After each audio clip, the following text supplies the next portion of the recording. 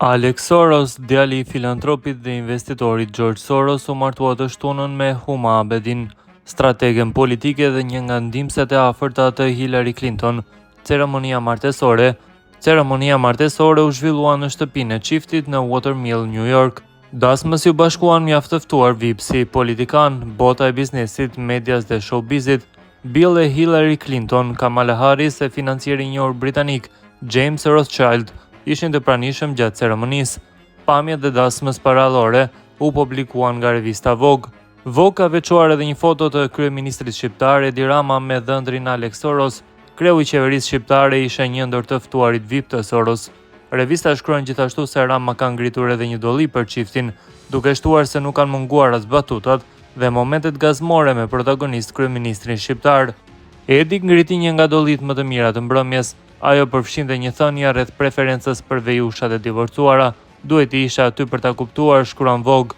Abedin dhe Soros kishin planifikuar fillimisht të martoheshin fshehurazi, por plani ndryshoi gjatë një feste fejese të organizuar bashk nga ish zonja e parë dhe sekretare e shtetit, njëherë shefja e hershme e Abedin, Hillary Clinton, për të cilën ajo filloi të punonte si praktikante vetëm në moshën 19 vjeçare, teksa studionte në Universitetin George Washington. 39 vjeçari Alex Soros është bërë një figurë gjithnjë më e rëndësishme në botën e donatorëve progresist. Ai ka një doktorat në histori dhe ka marrë në dorë financimet që më parë menaxhonte babai I tij, George Soros, tani 94 vjeç.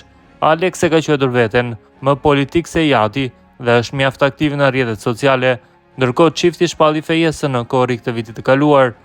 Çifti u takuan për herë të parë në një festë organizuar nga miqtë e tyre, James dhe Nikki Hilton Rothschild, në tetor 2023 dhe filluan të dilnin menjëherë pas kësaj.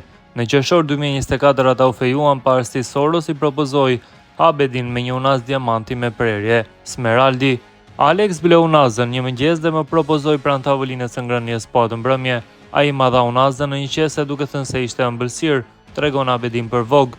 Ishte një ditë e gjatë në punë dhe isha e shpërqendruar sepse po nisesha për një udhëtim herët të nesërme në mëngjes. Ishte një surprizë e vërtet dhe e bukur, tregon ajo.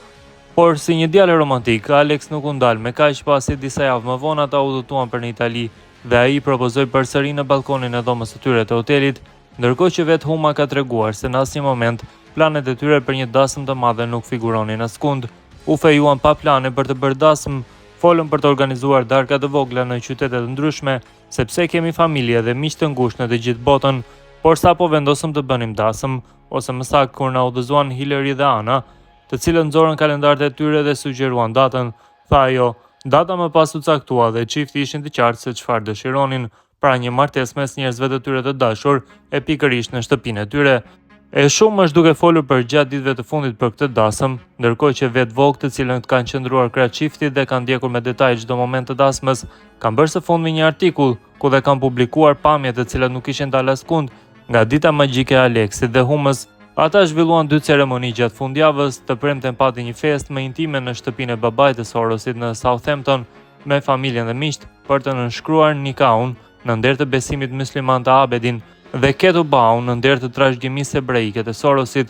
Një moment mjaft prekës ka qenë ai takimi të Humës me djalin e saj, ku ky I fundit nuk ka mbajtur as lotët. I pranishëm ishte, siç thamë edhe më lart, kryeministri I Shqipërisë Edi Rama. Siç edhe bëri me dije disa ditë më parë, kreu I qeverisë shqiptare mbajti edhe një fjalim të shkurtër për mikun e tij Alex. Ndërkohë, deri më tani kryeministri Rama ka vendosur që të mos publikojë asgjë në rrjetet sociale, por sigurisht që aparati të Vogue mund t'i shpëtonte.